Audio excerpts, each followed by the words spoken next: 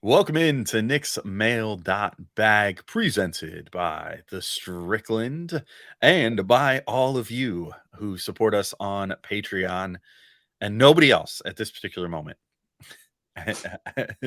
Normally it would be something else, but nobody else at this particular moment is supporting the podcast. I am Alex Wolf. I am editor-in-chief of this little site, the Strickland, and also co-host of the Locked On Knicks podcast. And I'm joined by only one person in our debut on video today. Apparently Matt was a little too shy. Yeah, sad. And or apparently is actually doing something else. I don't know if I believe him. I But don't believe it. yeah, I don't either. But I am joined by my good buddy, Wackery Delizio. What's up, Zach? How you doing? Alex, I'm doing great. I got a new cat. He's chilling next to me. He really likes What? to talk, so I apologize if he starts chiming in.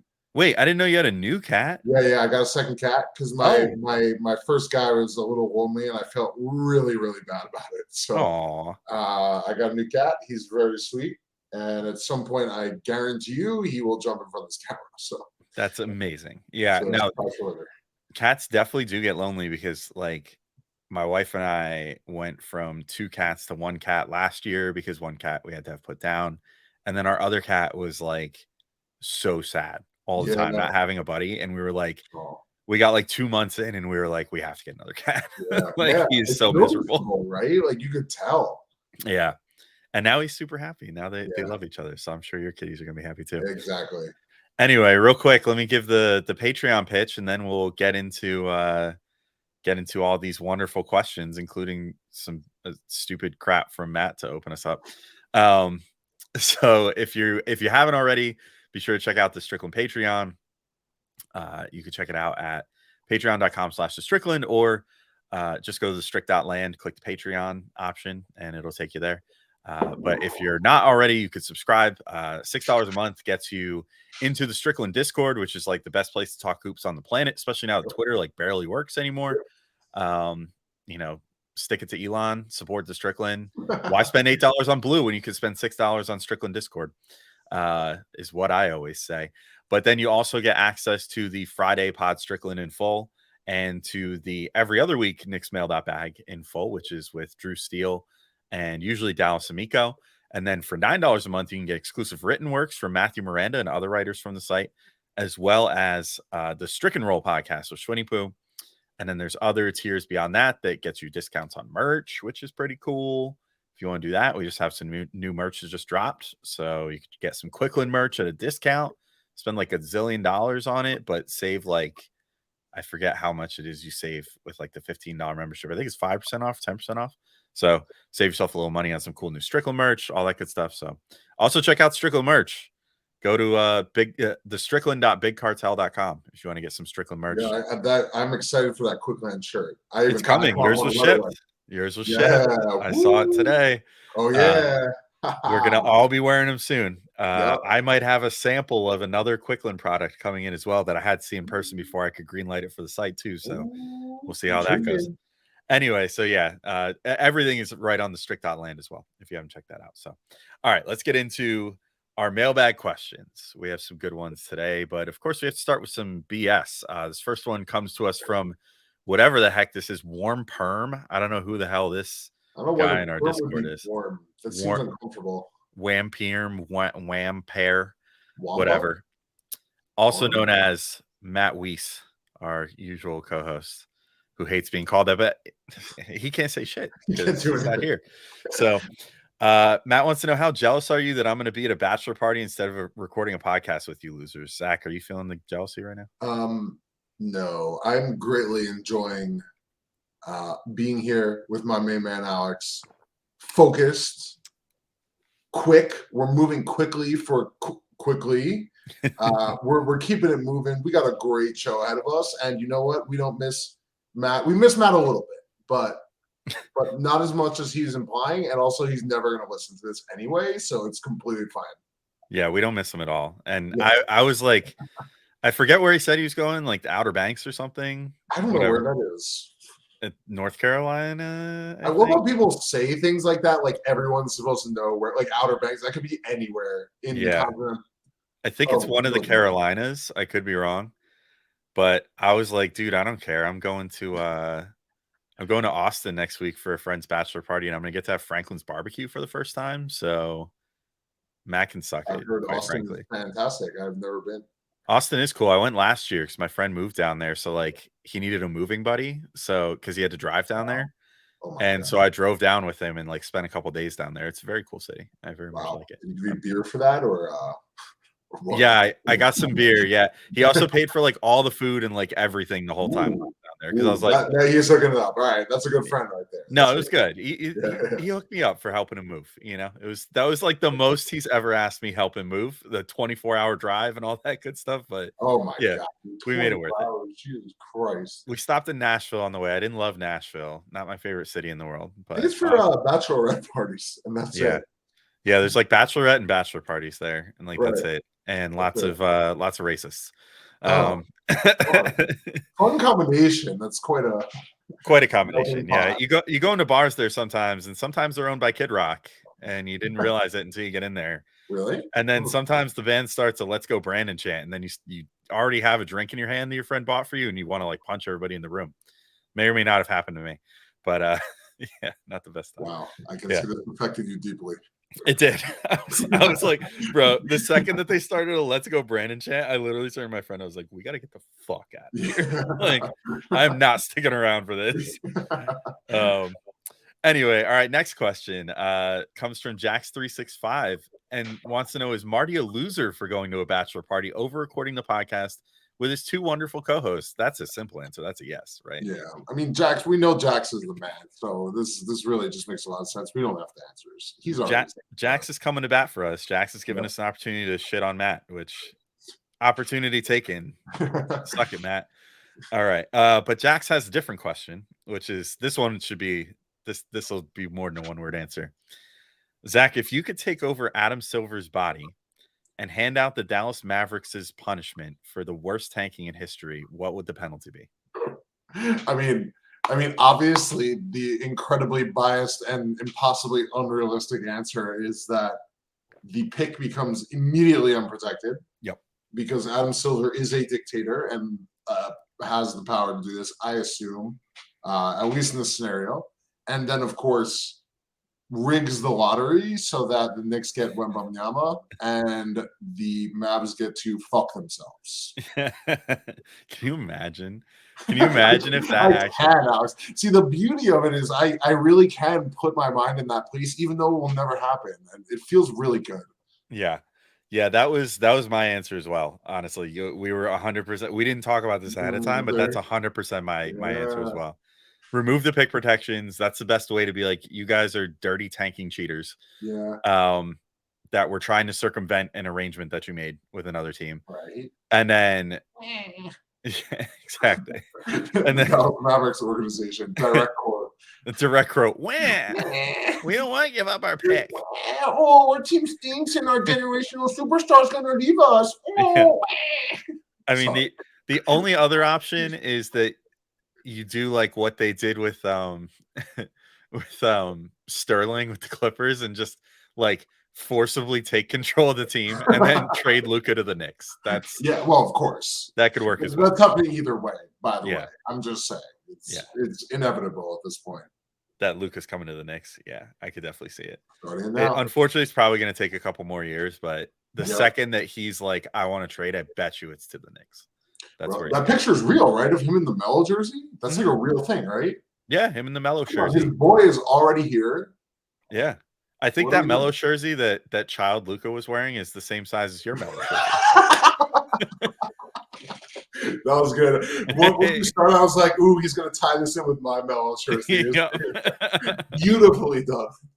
For anyone that is not in the know, I know we've definitely told this story before, but one time me and Matt and Zach went to a Mets game together, and it also coincidentally was on the night of the 2019 free agency with KD and everything. And so we just kind of like went there and like commiserated once once the shit hit the fan. But Zach was like, oh, I should wear something Knicks. Pulled out like the only Knicks thing in his closet, which was a Melo jersey that had clearly shrunk about 2 sizes. And I had also grown several sizes. Yeah. It was not a good combination, and I did not notice until like really the pictures, because I don't use mirrors. You were not the lithe, svelte man that you are today. You were a different Zach. Exactly. Yeah, it was a different time. But it's immortalized in a picture somewhere on my hard drive. Yeah, I have it on my phone somewhere, like way back in the archives. So maybe I'll bring it out sometime. Yeah. All right. Next question comes to us from Sean Strickland in the Discord. What's your irrational fear and what's your unbridled optimistic take for the Knicks Cavs playoff series? Zach, first, I think irrational fear should go first. What's your irrational fear? Honestly, okay. So the irrational fear isn't so much related to the series. I don't think there's. I mean, I guess there's a chance they could get swept. I really don't think that's. I think these are two very evenly matched teams on aggregate, and the series is going to play out like that. And if they lose, like, it's really not the end of the world. But I mean, this isn't even really irrational, but the fear is that Randall comes back and is not healthy and starts to revert to bad Julius Randle, Bullius, and starts, doing all those things. And because it's a cascading thing with him, right? Like it starts off, he's missing a couple shots, and he starts getting dejected, and his body language sucks, and he starts trying on defense, and starts making dumb passes and forcing things, and all of a sudden everything implodes. And I would really just hate to watch that. What do you think? Yeah, I could see that. I mean, I don't want to see him back not 100%, or at least not like 90%. You know what I mean? Like maybe it's like, oh, he can't quite explode quite as well as he wants off that ankle, but at least like he could still go out there and shoot, and like maybe they spell him a little more with Obi Toppin if he's like 90%, just to give him a little more rest, which fat chance because it's Tibbs we're talking about. But yeah, if he goes out there and like royally shits the bed again, like he did against the Hawks 2 years ago, that would be pretty bad. Like if he goes out there and just looks panicked again, then it's like, unfortunately, now this is sort of a trend. Like 2 playoffs he's made, 2 playoffs he's completely imploded, even though he has way more help this time around. Because he'll have Brunson and, a couple years older Emmanuel Quickly, a couple years older Obi Toppin backing him up, a couple years older Mitchell Robinson. Like, life is a lot easier as Julius Randle now. Like he can't be game planned for the same way that he was against the Hawks. And like, if he starts reverting to those same tendencies, again, that would be pretty bad. I don't know. I think my irrational fear is more just like something catastrophic happens to one of the players. Don't even like, say it. Don't fucking say it. That's what I'm saying. Like, that's my irrational. Don't say it. It's irrational, but like, it'd be like if I won't even say a name. Don't fucking say it. I know what you're thinking. Don't say it. If a player would like tear their Achilles or something, you know what I mean? Yeah, because then it's next year too. But there's always a risk of that. That always exists, but that is always the irrational fear of sports to me. Otherwise, like, I feel pretty comfortable. Like, there's not too much I'm worried about. And I'm not too worried about Julius. Like, I think he'll come back and he'll want redemption, but I don't think he'll overcompensate for that redemption. So I'm hoping that's the case. Maybe I'm being too optimistic. He doesn't need to be that guy for them to win this series. Yeah, exactly. Like, he doesn't need to be like Mr. Offense, he can be supplementary in this series, quite frankly. Like, as long as like Brunson is going to have the ideal matchup, right? Like, he's going to have either Mitchell or Garland on him, and he can cook both those guys to start at least. That's true. Maybe he gets a Coro, but I don't remember if they started that way in the other games, but they definitely put him on Brunson at points, and he actually looked pretty good to me. As far as like, I mean, no one can really stop Brunson necessarily, but did a reasonable job. Yeah, but I think Brunson will have the better matchup, like than Randall with like Mobley on him, for example. Well, I also think Brunson in general is like much more unstoppable. I mean, this is how the perimeter players go, right? Like, it's always the perimeter versus big debate. The perimeter players, you can't really. It's so much harder to stop them from getting the ball and getting what they want. They just have more space and stuff like that. Although I would argue that Julius is more of a perimeter player than like a big. if we're looking at how it plays. I mean, relative to other fours and other bigs, yes, but relative to Brunson, no. Yeah, I mean, definitely not relative to it's Brunson, not like obviously, but initiating pick and rolls. You know what I mean? yeah, but Randall plays more like a wing. Like he's Yeah, gonna initiate some stuff on the perimeter and stuff like that. And can create for himself like in right. spades. So And yeah, can push through Mobley too. That's going to be yeah. interesting. The physicality. I don't think he dicked Mobley around in one of those matchups, didn't he? Am I remembering this correctly? I think so. Yeah.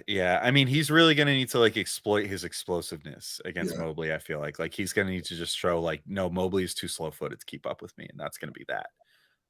But then of course if he gets by, then he's gonna be up against Jared Allen as well, and like he's got to be yeah. smart about those That's what I drives mean. as If well. you're drawing help like that, you're in a good spot.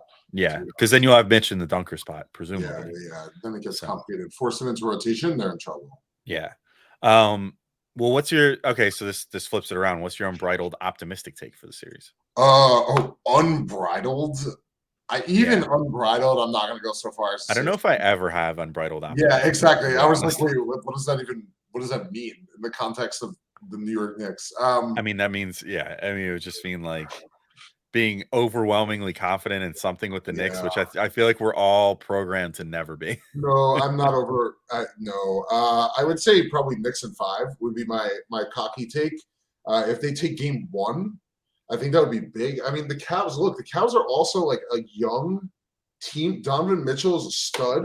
That's why I can never say there will be a sweep, even in this like unbridled optimistic stance. Right? Like, there's just no way he's going to go ape shit in at least one game. Fine, but Garland never been in the playoffs, right? Allen has with the Nets. Am I remembering correctly? Maybe. But Mobley Yeah, I hasn't. think Allen was on that team with D'Angelo Russell that Right. went I to the mean that playoffs together. it barely counts, but it's something. Yeah, It's something. yeah, But the two of their main guys are young players, and there's a reason these teams want to get to the play. Like we always joke about it, like, oh, get to the playoffs, just get some experience. But that's like a real thing. The playoff atmosphere is completely different. It's refereed completely different. It's a completely different game in a lot of ways. So I think if you can start to snowball it, it could spiral out of control for them. And I think that's really the most optimistic take. And you end up in 5. yeah. I think my most optimistic take is that they make Donovan Mitchell look like he did last year, Meaning like which is Brunson cooking the shit out of him. yeah, and him just looking like absolute dog shit. Like, I mean, he was so bad. I Bro, looked that up his. already happened. You can't get more optimistic than that. It already happened. I mean, yeah, but I mean, Come on, Alex. The Knicks doing that to him 2 years in a row. Like he has not ever had 2 postseasons that bad in a row. Typically he's kind of like on again, off again. So doing that, and then like I would say probably winning in 5 as well. Like Cavs are definitely going to. There's no way a sweep would happen, Right. unless like the Knicks just go supernova. In which case, then I would start being like, damn, maybe the Knicks are way better than we thought. Bring Like, on the Celtic. Well, no, we played the Bucks, right? bring Fuck. on the Bucks, and then bring on whoever the hell wins that, because that's Oh, ECF bound, baby. If they sweep this first round series, well, the Bucks would smack us down. I mean, the Cavs are legitimately like they're the number 1 defense and like the number 8 offense in the NBA. Yeah, I Like, know, but the Bucks are like the Warriors were, like they kind of fuck around. Like they're not healthy. yeah, And when they come together, they're a monster. I would much rather play the Celtics, but oh, obviously definitely. that's not an option. Yeah, I mean, the Bucks were the best team in the NBA this year, like, Bro, and can for you good imagine reason. if you took the Cavs in 5 and then you had the Celtics? Those little they are so tight butthole. They're just begging to fall apart. They are Yeah, begging to fall apart. Oh, yeah. If yeah, only, if yeah. only. We'll just That's have to right. see him in the ECF. That's it. Yes, If our we'll most do it optimistic there. takes, yeah. But yeah, I think my most optimistic is they shut Donovan Mitchell the hell down, and they make the ECF after that. All right. So next question comes to us from Knight of Cups. Knight of Cups wants to know, what Nick are you most excited to see in the playoffs? And are there any you're a little nervous about under the bright spotlight? Okay, we kind of touched on that a little bit, but we'll try to answer differently. Well, is Uh, there anyone else that comes to mind when you hear that, Alex? well, so then I'll finish what Knight of Cups said. So I have a feeling IQ is going to show out, but I'm worried about Randall letting the moment get to him. So we already talked about that. So we'll leave Randall out of it. we'll start with excited. We'll do positive then negative this time. Zach, who are you most excited to see in the playoffs this year? From a perspective of like logic and comfortability, Brunson, because I know that his game is going to be exactly the same as it is in the regular season. We've seen it before. It's going to be really cool to see that for the Knicks, our team. Like I mean, I literally don't. It's almost like kind of like Melo. I mean, which obviously they never really had that much success, but they did beat the Celtics that one year, and it's really cool to just see like a technician go off for your team, where it's like, wow, this is just the person that's peak of his powers. This is awesome. But I do agree in like a sentimental sense, it would be quickly for sure, because like to see how far this guy's come, and he will not hide from the spotlight. I'm confident of that. He is not nervous. He's going out there. He's gonna have so much fun. It's gonna be exciting to see. Yeah, I think quickly is my answer too. I think mostly just because like Brunson, we sort of already know what's coming. With quickly, I'm sort of excited. Hopefully for him to like, if he doesn't end up winning sixth man of the year, which we'll get to in a minute as well, with some other questions about some stupid commentators being stupid. But if he doesn't end up winning sixth man of the year, I hope this is his like revenge tour to be like, man, that would be fun. hey, stupid ass voters, like watch me beat up on the guy that you have been griping for the whole week that I wasn't traded for this past offseason. Do you remember the Cam Newton clip where like he's like, "Oh, you've been watching film? Watch this," and then scores a touchdown. And it's gonna be quickly like, "Oh, you've been not voting me sixth man? Watch this, 40 points on your face." Exactly. And I think the other thing that'll be cool with Quick too is he's one guy that, I mean, I look back at the stats and like the stats kind of tell this story as well, but maybe I'm not quite remembering the story, but I seem to remember from 2 years ago, he just like he didn't make much of an impact either in that Hawks series. And I think he's going to be really eager to be like, hey, I'm back in the playoffs now and I'm 2 years better. And I'm a much, much better player now. And I'm ready to show that. And really give a supplementary presence on this team, whether it's like a tertiary option on offense or secondary or even primary for various stretches. Like, I think he's ready to show up. I mean, yeah, dude, because listen, the thing with the playoffs is like everything in a certain sense goes out the window, right? So what I mean by that is like, okay, he's a sixth man, but if he starts cooking, he'll play 40 minutes. Like I guarantee you, if he starts playing like that, Tibbs is going to just let him run, because there is no matchup problem for him, right? Like he can guard Garland or maybe even Mitchell. I mean, no one can really guard Mitchell, but maybe you could put him on him as part of like a rotating cast, right? So the rotation is going to be as short as it gets. I mean, it's already pretty short, and they have a lot of good players, but Quick has a unique skill set, and if he starts going off, it's just going to be a wild ride. Yeah.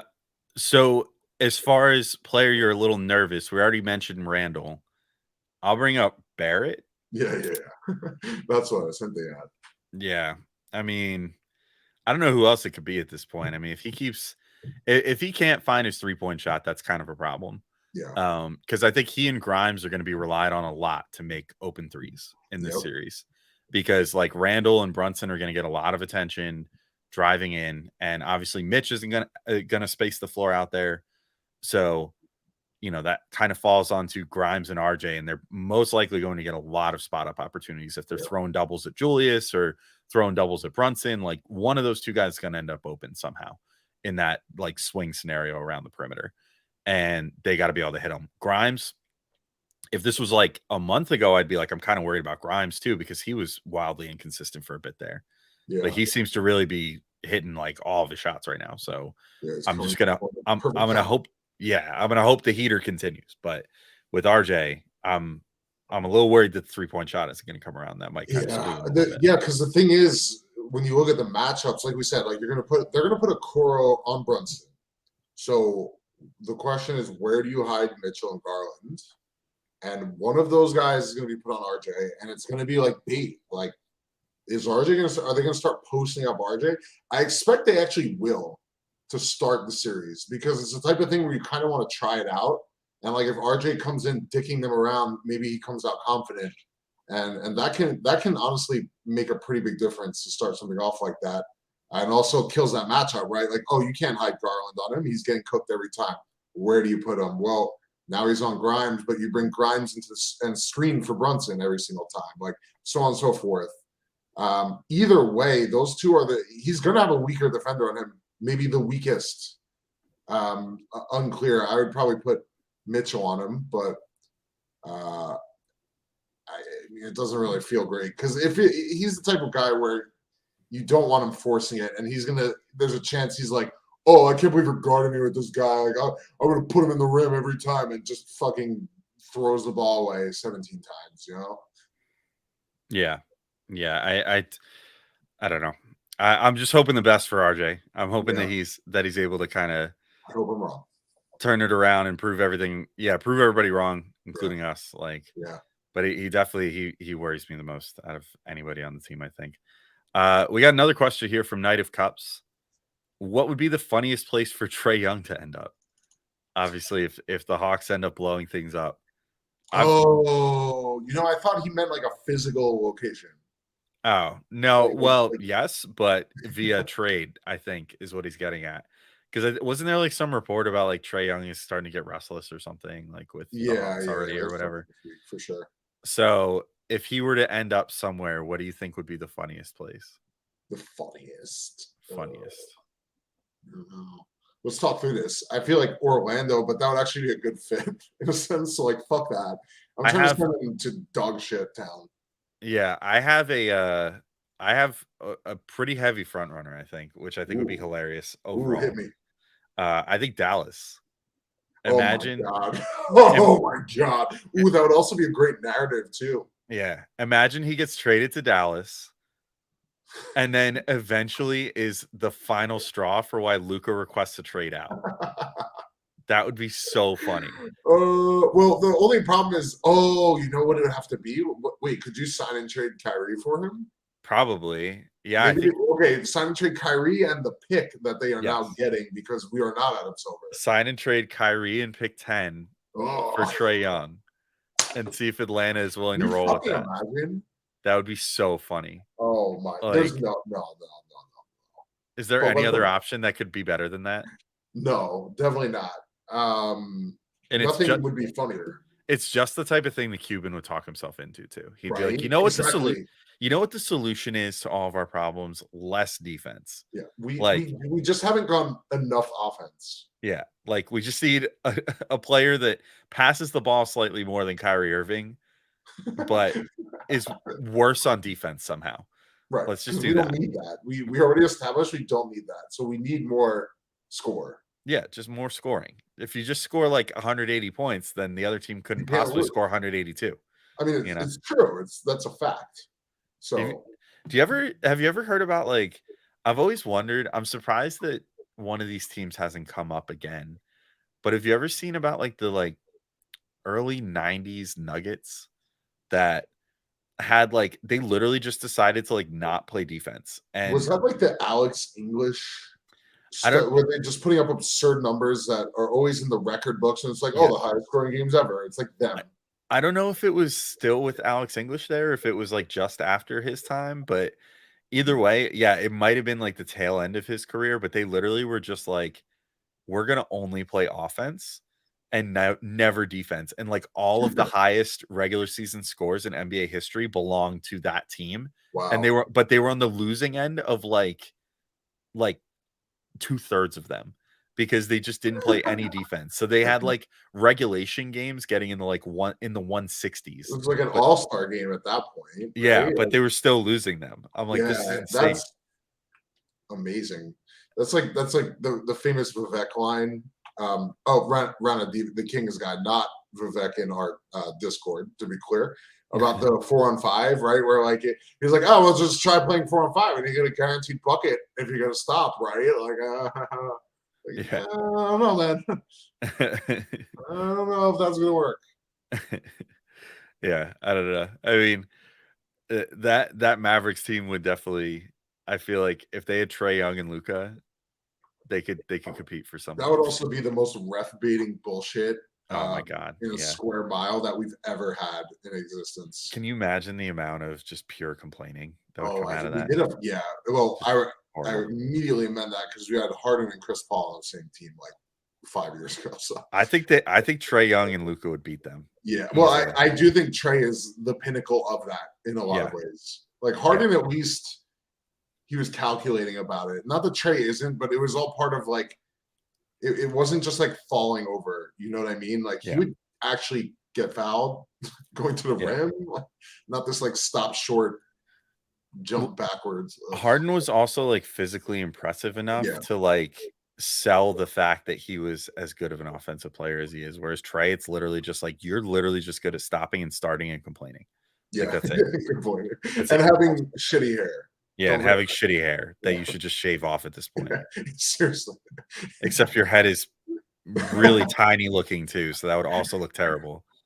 He's I need a Photoshop of Trey Young bald. I'm gonna send that to ChatGPT.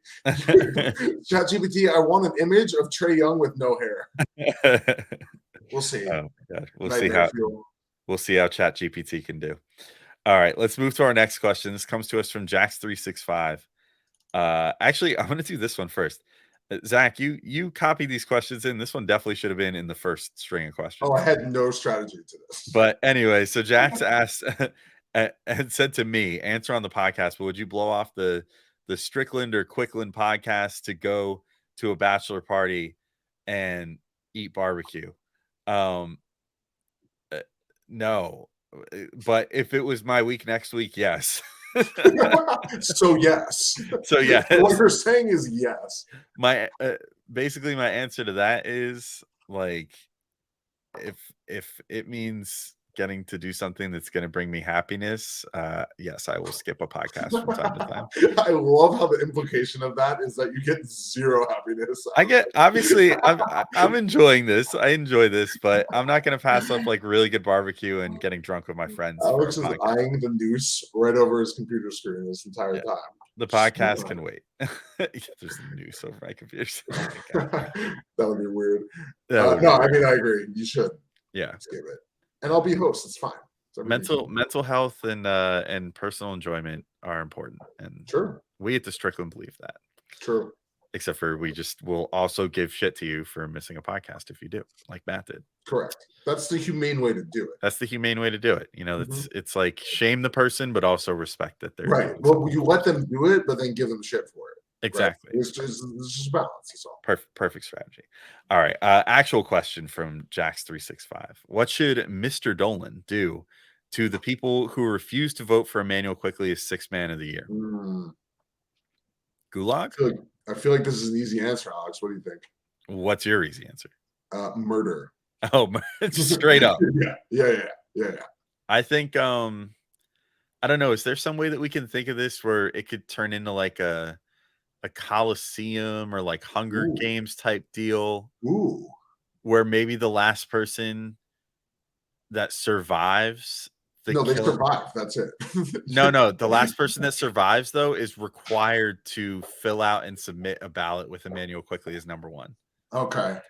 Just to teach them a lesson. It's like you should be thankful that you even have life right now. So just vote Emmanuel Quickley to be the sixth man of the year. I love this idea. I will say the only flaw is that in order to earn your place in the gladiatorial combat, you need to have casted the vote already. So it would be more of a symbolic vote, but I almost like that better because it's it's like you've literally murdered people as a result of your poor decisions, and you're now alive. And I want you to repent by writing on this fake ballot that doesn't count Emmanuel Quickley. Yeah. I mean, really. Even if it doesn't count, who cares? Exactly. It's all about sending a message. That's all the Hunger Games was, right? It was all about sending a message. It wasn't about the free food. Correct. Free food. That was like the whole point of the Hunger Games. Was I clearly do not remember what the Hunger Games. Oh, it's in the title. Wait a second. It was like there's like 12. Oh my God. Jesus there's Christ. Like 12 districts that are increasingly more poor. Like the further out you get from the capital, like the capital is like District 1 or whatever. Right. Yeah. And then like all the people around the Capitol are super rich, literally just like pay to have their children turned into killing machines all year so that they can win more food. And Yeah. like all the people on the outskirts are providing the food and fucking labor to the people on the inside. So it's all a big It capitalist was thing. not the most subtle metaphor. No, not the most subtle metaphor for capitalism ever, but If you could put yeah, a ham fist on a ham fist, that's the that was it. metaphor. That was it. But it was enjoyable. It was an enjoyable Yeah, concept. yeah, yeah, Terrible yeah. They ending, were fun. They enjoyable were fun. concept Were you though. team? What were the two? It was pita, and what was the other guy?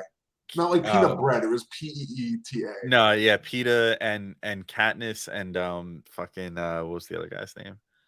Oh, But it's it's escaping me now too. The Liam Hemsworth character, right? yeah, In the movies. that sounds right. Sure. Yeah, I forget what his name was now. Whatever.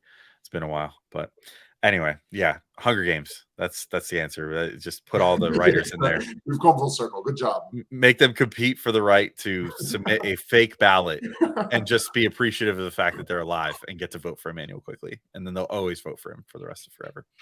All right, next question comes to us from Duder Adam.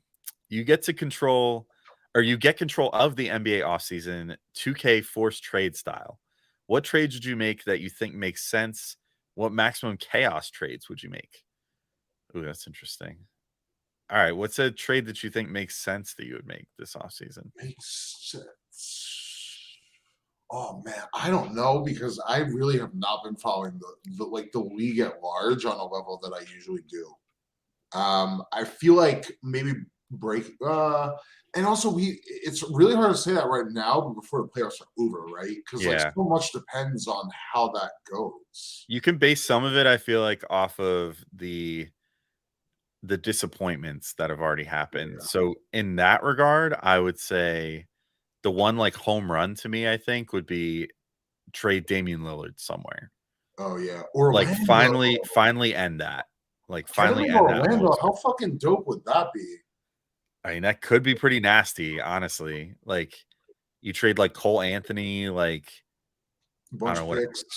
Yeah, Jonathan Isaac, freaking Yeah. Bull, and like some like 3 first-round picks or something for Dame, Yeah. and then just let him cook. Like still have Markelle Fultz off the bench, like Yep. as the backup point guard. Like have Franz and Paolo and Wendell Carter and all those guys. That That would would be be a pretty nasty. good team, man. That would be a good team. Yeah, possible, and also like whoever they would get in the draft this year too, potentially if they use future Yeah. picks. Although, well, right. I mean, they'd probably end up trade. I don't know. I don't know how much Damian Lillard's worth at this point, to be honest. Presumably a fuck ton, but I I don't know. Yes and no. Like he's old and like Yeah, injury but prone. Rudy Gobert got 5 first rounders. I know, but that was like I feel like that has already almost corrected Yeah, yeah, itself. yeah. I mean, everyone in the immediate moment was like, "This is not real. Like, this Yeah, is like the cryptocurrency market at its peak." yeah. You know what I mean? That Where it's would like, be like okay, so this is great, but like something's going on here. We all agree that this is never happening again, right? that would be like saying that the Nets Celtics trade for KG and Paul Pierce like set the market for years, Yeah, which it exactly. didn't. Like everybody immediately was like, that was really stupid, and we're never Right. gonna match that. Like, so just leave that at the door in Yeah, trade yeah. I mean, negotiations. I feel like Dame would get at least 3 picks. Sure, but that's different than like 5 to 7. You know Yeah, what I yeah, yeah. mean? Well, and at that point, it's the swaps, right? It's like the Yeah. picks and the swaps and your young players. Like, I don't think that's happening. I Like agree. 3 picks, like a few young players and like a swap or something, that would Yeah, probably get you yeah, yeah, Damian yeah. Lillard, which Yeah. maybe the Knicks will end up looking at too. I mean, who knows? Like, I don't know that they should, but it might be something that they look at. They could go Brunson quickly, Lillard Yeah, that would be starting 5. that'd be pretty wild. I mean, yeah, I don't I would like to do that in 2K. yeah, See what that'd be really happens. fun in 2K where like Yeah. defense doesn't matter as much. You Well, I just mean, run, this run, is run, a run, run. 2K question, so I Yeah. guess there you go. Another trade that I think would make sense if I were the Bulls, I would trade Levine So they because just won, by the way. So okay, maybe who we're on the cares? verge of making a run. I don't. I reacted before, bro. They got the most bullshit 3-point foul I've ever seen. Then missed 2 of the 3 free throws to tie the game. Basketball gods are That's real. funny. Uh, But where would you send him? That's a good question. I don't fully know the answer. Hmm. Um, Who could use like a wing scorer or like I get when he's a guard scorer. Honestly, you know where I feel like he would make kind of a good fit, although I don't know what package they would put together exactly, but like Golden State potentially, like where they've got such a good infrastructure set up where like if they just get a younger scorer in there that can kind of like shepherd them along, sort of like they have a pool already and stuff like that. Like I maybe, don't think he plays the type of style. He doesn't. I don't think he has those kind of instincts. So that's kind of fun to think about because he's that kind of dynamic shooting and scoring threat next to Steph would be absolutely ridiculous. it's But kind of what I'm I don't thinking. think it Like, would be work. It would be more entertaining, but I don't think they'd be better for it necessarily. I guess, yeah. I mean, I guess it's possible they wouldn't, but they also, I just look at players like Levine and I'm like, if you could put him somewhere that has enough of a system that it can make up for his defensive shortcomings, then Right. it could be. And I always I look at Golden State as like the most plug and How about play like Oklahoma team. City? What if you put Levine on Yeah. OKC next to SGA? Well, and the thing is too is like Idiot. he wouldn't command like a primo price tag, I don't think, I don't think so because either. he's not that good. So like OKC has picks and Oh, by the drove that they can send, which is yeah. like, I mean, the question would be defense, of course, yeah, but that would be a incredible amount of firepower on the perimeter on one team. yeah, yeah, that would be a pretty killer lineup. So that could be fun. I mean, they've already come up like 3 times, but you could potentially send them to Orlando. I feel like Yeah, Orlando definitely just needs like a primo scorer, yeah. like Just like another one. please a guard. Yeah, like Please a a primo guard. guard scorer Yeah, that you can like really yeah. count on. So maybe that because they've defense in spades to make up for Right. Levine. True. So yeah, I don't know, but that's the 2 main guys that come to mind for me that I I was like, also I want to give a special shout out to Rudy Gobert to the Mavs because that would also be hilarious narratively and would just be that would mean the Knicks would probably get their pick next year because that would improve a lot of their issues and they would still be bad. So like they just wouldn't be as bad, right? yeah, They'd probably make the playoffs, but still yeah, be bad. but like the play in, like it would be just Right, like right, right. Minnesota this year. Yeah, Like, yeah, exactly. And yeah, they'd fight. It'd be so great. yeah. Well, because I don't think Luca and Gobert like each other, do they? I don't think anyone likes Gobert, to be Yeah, it's honest. true. I don't think anyone likes Gobert, but I think that Gobert and Luca had sort of like a little. Oh, I did mean, they? I think there was a little bit of like trash talking all around like Damn, that last would be year with fun. that Jazz and Mavs series, but well, I guess that Luca wasn't really part of that series though, so maybe not. I don't Yeah, know. I don't remember. Either way, it's I get the feeling they probably wouldn't like each other too much. So yeah, that would be pretty funny. Um, what's a is that your maximum chaos trade? You think? Maximum chaos. Yeah, that was the other part of the question. Maximum chaos. So I can just force trades Hmm. anywhere. Yeah. Oh my God! No, there's way more. Oh my God! Trade Paul George and Kawhi to the Lakers That would be funny. because the Clippers fans would hate that. With all due respect, I honestly I really like the Clippers in general, but just for chaos, like, are you kidding me? People would be so fucking mad that it would be the funniest thing in the world.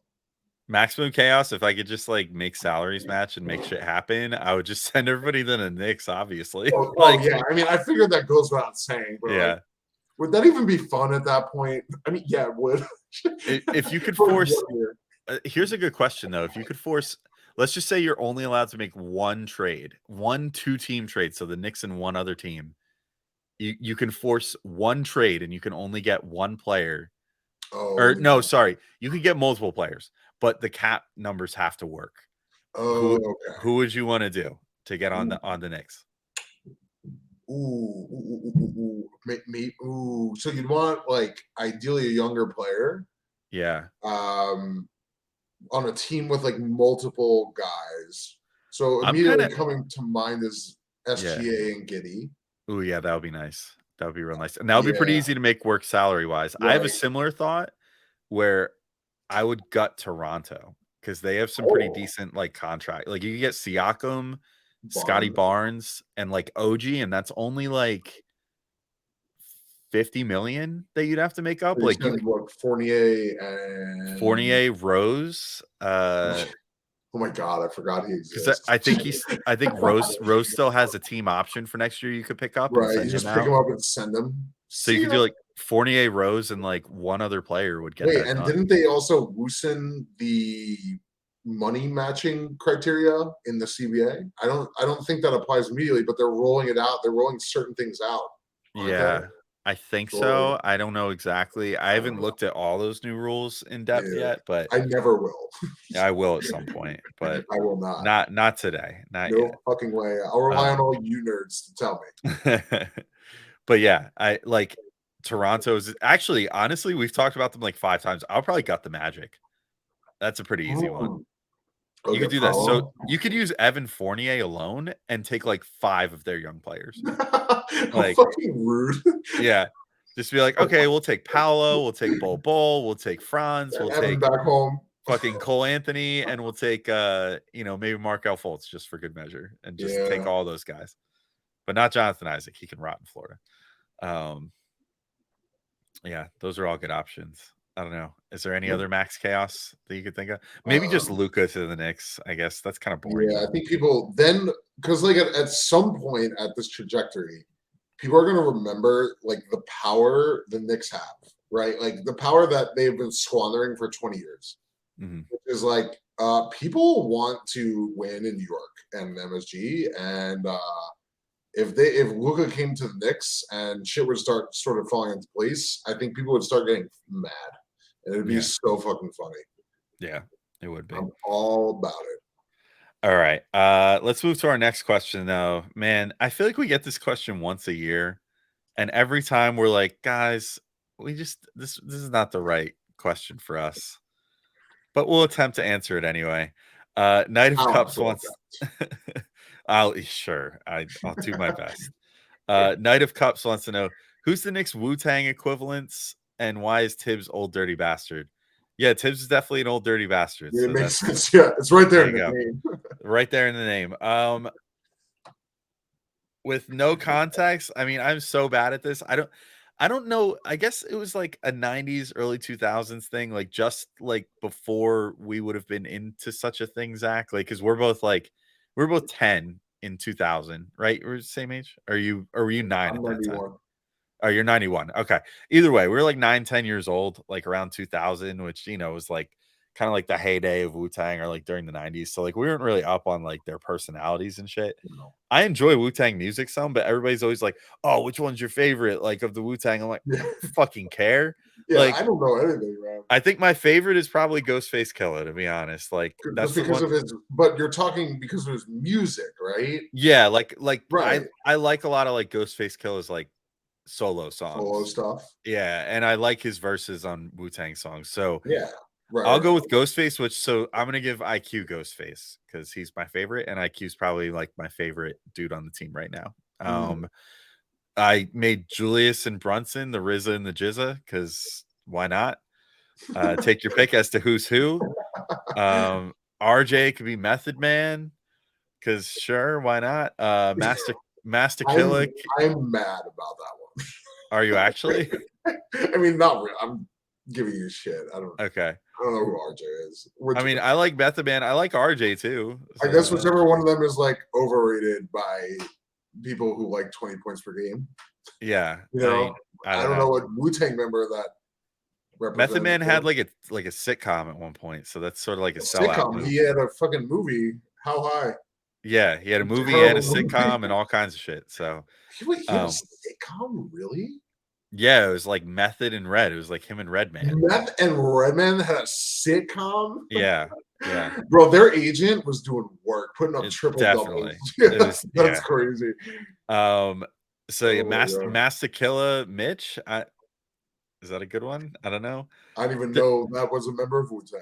I feel like the last time that this came up, Schwinn said I was you God, and I think he meant that as an insult. I don't fucking get it as usual. So Grimes is you God. I don't know. And Inspect the Deck is Deuce. I literally wrote in the document. I don't fucking know. I don't know who these people. They both have D's in the name. So Yeah, they both do have Deuce. oh, There you go. D. Deuce and Deck. See? Inspect a Deuce. Yeah, It's it's like the perfect. dudes. All right. Yeah. So that's that. All right. I hope that was a satisfying answer. Next one, speaking of Schwinn, comes from Schwinn, and Schwinn wants to know how much of a penis is Greg Anthony? Extremely. Extreme penis, all big time Like penis. a Yeah. mega penis. Mega penis. Yeah. But like a bad penis. Bad penis, not a good Yeah. penis. Yeah, Yeah. not a good penis. is. It's hilarious. Yeah, because Greg Anthony decided to go on this crusade today on Twitter talking about how Emmanuel Quickley can't possibly be sixth man of the year because he started too many games, and yet then was like, that's why Bobby Portis is second on my ballot. And then people were like, but Bobby Portis started more of his games and had less games total off the bench. Is that Like, true? yeah, That's Bobby amazing. Portis started like 22 games this year, and Quickley I think started 20.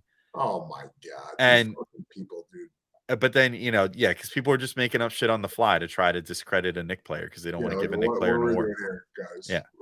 So, so Greg Anthony is a penis. But that's a good opportunity to go to the next question, which is a little more in depth. D. Goodman True Blue wants to know, in light of Greg Anthony being a total asshole / penis, who is the most despicable ex-Knick? Greg Anthony might have won the title today, but can you think of another more despicable ex-Knick? I mean, if we're talking member of the Knicks organization as a whole, Isaiah Thomas wins. Oh yeah. That dude, ex-Knick, but he wasn't ever a player, so I don't think that counts. I think it has to be a player. It's a good loophole. Good loophole. I don't know who sucks. Charles Oakley kind of sucks these days. Yeah, I was he sucks. Yeah. Like, he's just annoying. He's trying so hard to stay relevant by basically being like, James Dolan is mean to me. Like, meh. Like, stop. James Dolan is being too mean. Southern baby. Yeah, it's like, bro, stop being a baby. What else? It seems like they're, to their credit, like most of these guys seem okay, or very good at covering it up. Yeah, the problem is, like, even a lot of the worst, the Knicks from the worst teams, like, were still endearing because you just like grow to love them because the team is so shit. You're literally describing Stockholm syndrome. Yeah. Are any of the 2000s Knicks like really terrible? I did not have the fortune of really watching basketball back then. Yeah. Yeah, I think that's, I don't know. I guess that's it. I think Greg Anthony really came. Oh, Mark Jackson. He's a despicable ex. I hate him. Yeah, I almost forgot about him. Yeah. I'm glad that just came to me. Nice. Yeah, Mark Jackson, he sucks. So yeah, that's another good one. I don't know. Take your pick as far as which one's the worst, but I might go Mark Jackson. That was he came on strong right at the end. I think he might be. Yeah, I'll never forget that Festus Ezeli story. Yeah, he's fucking crying like. Oh man, all those stories. Oh, I have what is apparently the most famous Mark Jackson hate thread on Twitter in history. Really? Yeah, everyone's literally like every time that Mark Jackson's name comes up in trade rumors, I always know it because randomly I'll get like 20 or not trade rumors. I say that to be signed, whatever, you know what I mean? Like rumors. Anytime he comes up in rumors, I get like 20 notifications of people being like, read this thread. Mark Jackson sucks ass. People really like save this forever. Yeah, because I did this whole long thread about all of the transgressions of Mark Jackson. And it made a lot of people very angry. Like all these people being like, he's got a family, man. Like he's just trying to feed his family. Like, why are you disparaging him? I'm like, I'm just bringing up things that he himself did. And he's a huge piece of shit. So sucks to be him. Sucks to suck. It sucks to suck. Anyway, all right. Next question. Another one from Night of Cups. If an expansion team came into the league and the Knicks could only protect 4 players, who do they keep and who do they risk losing? Ooh, that's a good question. Yeah. Who's your 4 expansion protect players? I honestly, I think, am I forgetting someone? I think it's pretty straightforward. Brunson Randall. I know people don't want to hear that, but it's reality. Grimes quickly. Yeah, I think that's probably my answer too. Right? It would be painful to potentially throw RJ up on the block like that. Yeah. And Mitch for that matter. And Josh Hart even. Yeah, and Josh Hart. Now, granted, you can only lose one player in a one team expansion draft. So like, you'd have to just kind of brace yourself for the possibility of losing any of those players. Yeah. Right. But like if you lost RJ there, I guess the selling point is like he is set to make a lot of money. Yeah. If you're not sold on him being like a true superstar, then maybe A you lot of just cap space. you say, hey, that's a lot of cap space we just freed up. Even though you're losing a player that was like your highest draft pick since Ewing, and he broke the Charlie Ward curse. It's fine. It's already broken. So yeah, I think I'm with you on that expansion list though, because like Quickly and Grimes, as of right this second, if we were assuming this happens like this offseason, are extra affordable as well. So like their production combined with their affordability makes them more indispensable, I think, than RJ. Yeah. What if you change it to 3? You have to let Randall go, right? No, I think at that point you throw Grimes out there. Yeah. Man, I mean, Randall was a legitimate All NBA player this year. I know, and I'm a big Randall guy relative to basically everyone. But dude, like watching Grimes sometimes, it's like there is not a whole lot holding this guy back from being like an actual stud in a few years. Yeah, but consider though that in a league where there are guys with contracts that are going to pay them in excess of like $60 million. Yeah, Randall and Brunson are both on contracts for 25. Sure. That's like when you put it like that, it's kind of fucking ridiculous. Like you get Randall and Brunson for the same price as Bradley Beal, or like Damian Lillard. Yeah, like one Damian Lillard. Oh, you kidding? Yeah, okay. One Damian Lillard is two. Is Julius Randle and two players better than him. Ooh, hot take. Let's go. Saying Brunson is better, definitely not a hot take. I don't think. I mean, listen, I'm just putting it out there. I'm just just throw it into the void and let everyone react. Especially for the money. Like, I don't think it's a hot take anymore. 2 Jalen Brunsons or 1 Damian Lillard? Definitely 2 Jalen Brunsons. Yeah. So yeah, I think that's our answer. I think that's pretty cut and dry. Another question from Knight of Cups, and we're almost done. This is almost it. This is one of our fastest Mail.bags ever. This is what we get for not having Matt here to clog things up with all of his nonsense. Clearly, just he's just farting into the mic. Yeah, just verbal diarrhea this whole time. All right, another question from Knight of Cups. The NHL will occasionally have matches in weird open air locations. What would be a fun non-traditional location to have a Knicks game? I love this question. Like, because I've thought about this. I feel like the NBA should do this like as a preseason thing. Yeah, just do like one game outdoors. Don't make it a real game because that's messed up. Like you don't want to screw things up like that. Like you can't have variables like that. Because basketball is, I would say, way more than like the NHL affected by like a strong gust of wind for sure. or something, and it's not something you normally deal with. But like a preseason game would be really fun. The obvious answer is Rucker Park, right? That's my god, that'd be really cool. Yeah. Or just like any of the like Dykeman, Rucker, like any of the like iconic like street ball courts. That's what you got to do as far as the Knicks are concerned. Yeah, I feel like it would also is there a college game on aircraft carrier? Am I remembering this correctly? Is there something on aircraft carrier? Yeah, I don't know if they do that every year, but I know for sure they did that the one year. Because I feel like I've seen that, and that stuck in my memory as being super cool. So that would be cool to see. And there's the aircraft carriers like docked in New York City. Yeah, exactly. Like, you just play it on the deck of the fucking Intrepid. Like what? Yeah, let's go. That would be pretty sick. I mean, I'm trying to think. Like if you could fit it on the roof of a building somewhere, bro. Set up a court. You know that new building. In oh god, gonna need you to be more specific. The new building with the see-through deck on it, the Edge or whatever it's called. Oh yeah. Set up a court on top of that shit. That would be wild. Oh my god, can you imagine? that would be funny. And then it's just like, oh god, Josh Hart diving for a loose ball. Oh no, he's over the edge. Oh no, he panicked and thought he was going to fall to his death. Oh yeah.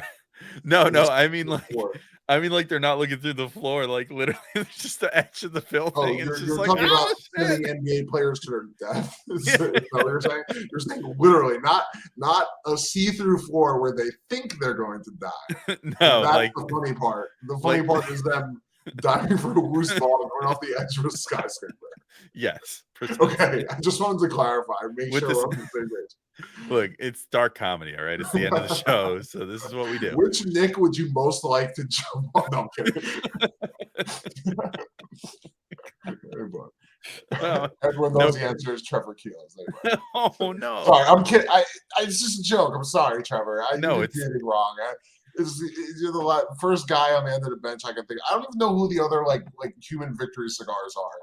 Evan Fournier. It's true. And you get your cap space back that way. It's in the new CBA. It's like the amnesty clause. Oh, God.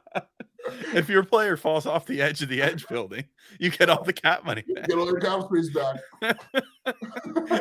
Leon would be out there like, oh, this banana peel ended up right next to Oh, Evan. no, Evan. Oh, this banana peel and a bunch of marbles. What happened? That's crazy. Who did that? Wow. Oh, we'll make sure that doesn't happen again. Oh, God. In no way does the Strickland endorse the death of Evan Fournier by falling off a building. Oh, man. All right. We got one last question that's still, it will never not confuse me because I just don't understand it. And yet Stingy asks it all the time. Stingy wants to know, you got any gum? No. Not on me at the moment. Sorry. Not on me. Not even in my home, which is not good. I have some in my home. Yeah, I like gum. I should also immediately clarify that I do not own a home. This is an apartment that I don't own. But I don't have any gum here. This is a condo that I do own, and there's gum in it. Maybe that's the difference. Oh, Mr. fucking fancy over here. I know. I should have gum here. That's bad. You never know if like your your breath smells. And you don't want to be like, oh, let me go brush my teeth. Mm-hmm. Food killer. Just like, pop some gum in. Yeah. Yeah. Very stingy. Yeah. He just inspired you to live a better life. Yeah, exactly. Potentially saved me some big trouble. There you go. All right. Well, this is it. We just came in like just over an hour. What a day. Yeah. Not a ton of questions, surprisingly. Look at us. Which is fine. I'm sure in like 2 weeks there will be plenty more questions. Yeah. So till next time. What do we want to trade Julius Randle for? Yeah. Oh my God. It's coming. Get ready. Can't wait for more off-season questions. Dude, it's been like, wow, look, we had like a full 6 months of none of that. Last offseason, it was literally just like every single episode was like, what would you trade Julius Randle for? What's the most you would trade Julius Randle for? What's the least you would trade Julius Randle for? What's the median that you would trade? What's the median you would trade Julius Randle for? Would you just cut Julius Randle? Can the Knicks just cut Julius Randle? Yeah. Would you throw Julius Randle off the edge to be free of his contract? That'll be this year's question. Yes, yeah. Someone do it because that'd be funny. That would be pretty funny. If someone does that, that's proof that they listened to the whole podcast. That's pretty solid. So, which was not as much of an endeavor this time as last time because again, this went shorter than usual. All right, so Matt's not here to look up the episode number, so I forget what episode we're on. It's something like 70 something, I think. So we're on odd numbers again. So even though we got robbed of episode 69, we will get episode 169 when we get there in like 4 years. Yeah. Anyway, thank you all for listening to Knicks Mail.bag, and we'll be back in a couple weeks, presumably. And next week will be Drew, Doug, Steele, and maybe Dallas Amico. So keep tuned for that. But until next time, thank you all for listening, and we'll talk to you soon. Peace out.